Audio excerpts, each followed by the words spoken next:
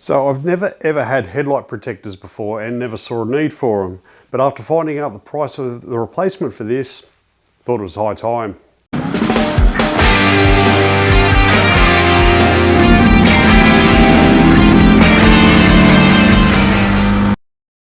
Hey everyone, how's it going? Welcome to Roads of Oz, and on this episode we're looking at the Wunderlich headlight protector for the R1250.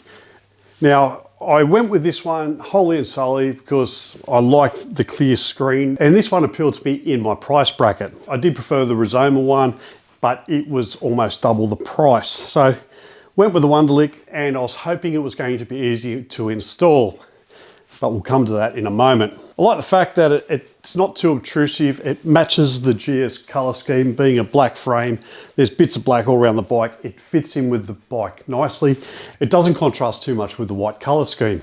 Anyway, on installation, it was quite a nightmare. The instructions they give you, pretty much throw them in the bin. The only good part was this map here, and that was your best guide for being able to put it together. The other instructions, not that great. Luckily, you can get on the internet and there are installation tips on YouTube. There's plenty of guys installing these. So I went with this one, hoping I wouldn't have to pull the bike apart. All its 4 mounting points are actually set up so they actually mount where BMW has them set up for its OEM headlight protector. So they fit on perfectly. You're not cutting anything, you're not modifying anything. They do go straight on.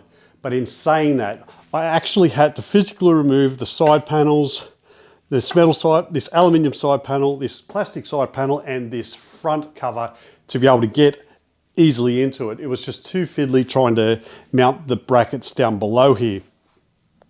So I eventually got there, we got it on, and it came up all right. I did fit it off loosely, made sure it lined up, made sure it wasn't rubbing against any of the plastic areas. And once I was happy with it, I was able to nip it up, and then I refitted all the plastics. Now, one of the many good things about BMW is all these screws that I undid all just use the same Torx bit, which made life a lot easier. And a lot of the screws are pretty much identical. They just fit straight on. So if you get them mixed up, you're able to get away with it. If you're not comfy using tools, this can be quite a pain in the ass in times. I did manage to fit this on back to front.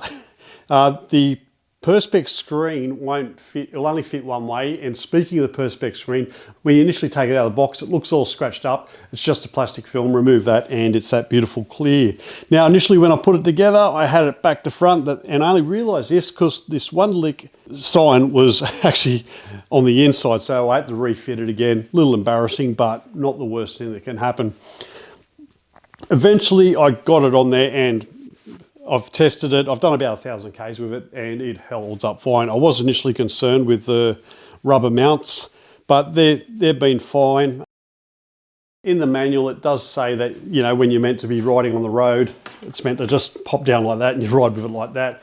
I see that as a waste of time because you can get, rocks can hit it from the road. So I just leave it up like this, clipped on. And being an adaptive headlight, I don't want to have to replace it because the rocks hit it because I've got this down. The whole idea of putting this on in the first place was to protect the headlight. And honestly, I don't see how it would cause an issue having this in this position all the time. And that's exactly how I have it, because I don't want to be forking out thousands of dollars to replace a smashed adaptive headlight. So here's the light with the headlight protector in place. And if you take it down,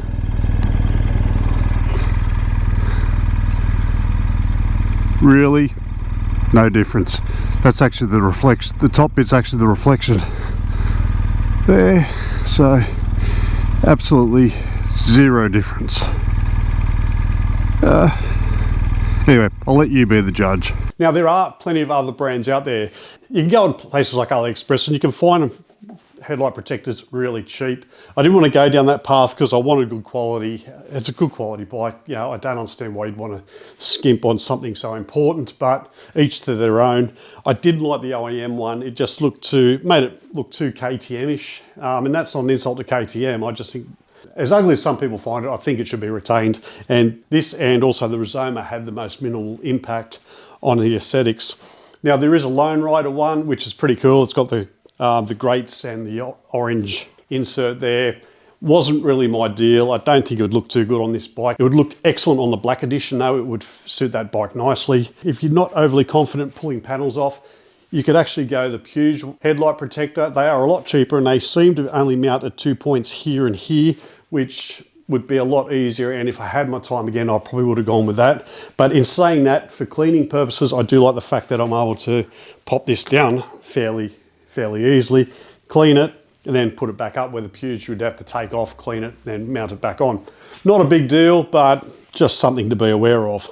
Anyway, thanks for watching. If you found the video interesting, please like, share, and if you haven't done so already, hit that subscribe button. It helps out my channel massively. Thanks for watching, and I'll see you on the next vid.